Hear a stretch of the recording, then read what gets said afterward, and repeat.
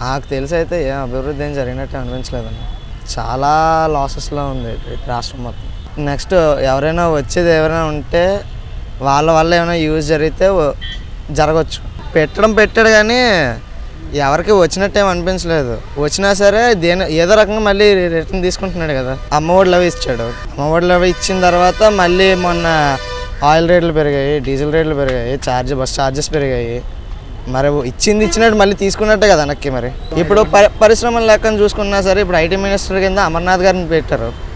అమర్నాథ్ గారిని పెట్టిన తర్వాత కూడా ఆయన వచ్చి చేసింది కూడా ఏం లేదు.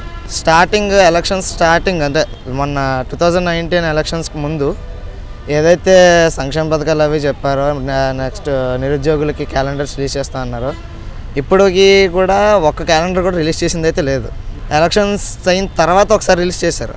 దాని తర్వాత నుంచి మళ్ళీ ఇప్పటి వరకు ఒక క్యాలెండర్ రిలీజ్ చేయలేదు. మళ్ళీ నమ్మండి, మళ్ళీ నాకు ఓటేయండి అంటున్నాడు. నమ్మే పరిస్థితి ఉందా? అస్సలు లేదు. నేనైతే నమ్మను. నా ఓటు మాత్రం ఎవరికైనా నోటాకి వేస్తాను. నమ్మే పరిస్థితి లేదంట. సమస్య లేదు. అయితే మారాలి. ఏం చేశాడు? గాడిద గుడ్డు పంచడమా? అదొకటే తెలిసింది ఆయనకి. రాష్ట్రాన్ని ఏం అభివృద్ధి చేశాడు?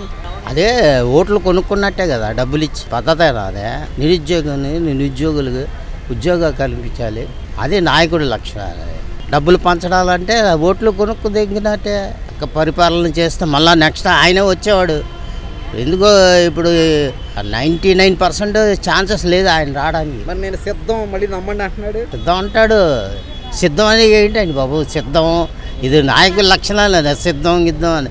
నాయకుడు అంటే ఎలక్షన్లో రేవంత్ రెడ్డి లాగా మాట్లాడే కెపాసిటీ ఉందా ఆయనకి? రేవంత్ రెడ్డి ఎలా మాటగారి దెబ్బ పడగొట్టాడు అంతే, అనుభవం లేక. మళ్ళీ ధరలన్నీ పెంచాడు, అన్ని ధరలు పెంచాడు. మళ్ళా వస్తే అడుక్కు దంగడవే. జనసేన తెలుగుదేశం రావాలి. బట్ ఈ మధ్య ఎందుకో దూరాడు బీజేపీ దాంట్లో. చంద్రబాబు నాయుడు పాలన చంద్రబాబు పవన్ కళ్యాణ్ వస్తే బాగుంటుంది. ఎందుకు చంద్రబాబు వస్తే బాగుంటుంది? చంద్రబాబు మంచి నాలెడ్జ్ పర్సన్, తెలిసిన వ్యక్తి వస్తే బాగుంటుంది. పెద్దగా ఏం జరగలేదండి. ఆ పై ఇదే తప్ప అసలైన అభివృద్ధి ఏమి జరగలేదని నేను అనుకుంటున్నాను. సంక్షేమ పథకాలు ఇస్తున్నాడు కరెక్టే. ప్రజలకి ఏంటంటే టీచింగ్ ది ఫిష్ లెక్కన ఉండాలి.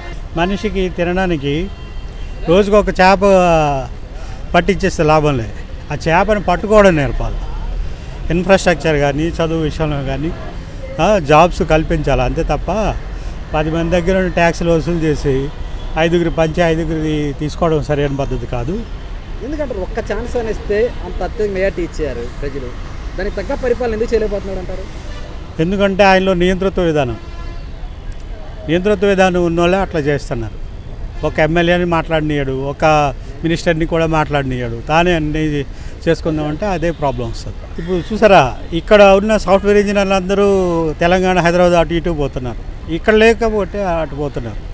తల్లిదండ్రులకు దూరంగా బతుకుతున్నారు. అంచేత ఇక్కడ ఇన్ఫ్రాస్ట్రక్చర్ ప్రాబ్లం ఉందండి. ఒక రాజధాని ఏదో పెట్టుకోవడం కూడా చేతకాని వాళ్ళు. ఏ దేశానికైనా ఏదో ఒక రాజధాని ఉంటుంది, ఏ రాష్ట్రానికైనా రాజధాని ఉంటుంది. ఇక్కడేమో రాజధాని లేదు. మళ్ళీ పోయి హైదరాబాద్లో పెడదామని చూస్తాడు. ఏంటిది? ఇది కేవలం ఒక సైకో మనస్తత్వం కనబడుతుంది నాకైతే. మళ్ళీ నేను సిద్ధం నమ్మండి అంటున్నాడు. ఆ పరిస్థితి ఏమి నమ్మండి? ఈ ఎలక్షన్ల వరకే మళ్ళీ అర్థమైంది. ఆయన ఇదే పద్ధతిలో నడుపుతాడండి. ఇప్పుడు ఉన్న వాలంటీర్ వ్యవస్థ ద్వారా గుండాలని పెట్టుకుంటాడు ఒక 5,000 ఇచ్చి. అదే 5,000 వస్తాయి కదా, ఖాళీగా ఎందుకు ఉండాలి అనేసి వాళ్ళు కూడా అట్లాగే తయారయ్యారు. అదే గవర్నమెంట్ పరిపాలన ఖచ్చితంగా మారాలండి. ఇప్పుడున్న పరిస్థితుల్లో చంద్రబాబు నాయుడు, పవన్ కళ్యాణ్ గఠబంధన్ ఉంది కదా, దాంతో సెట్ అవుతుంది. ఏదైనా ఈ ప్రభుత్వం ముందు చూపు లేని ప్రభుత్వాన్ని నాకు అనిపిస్తుంది.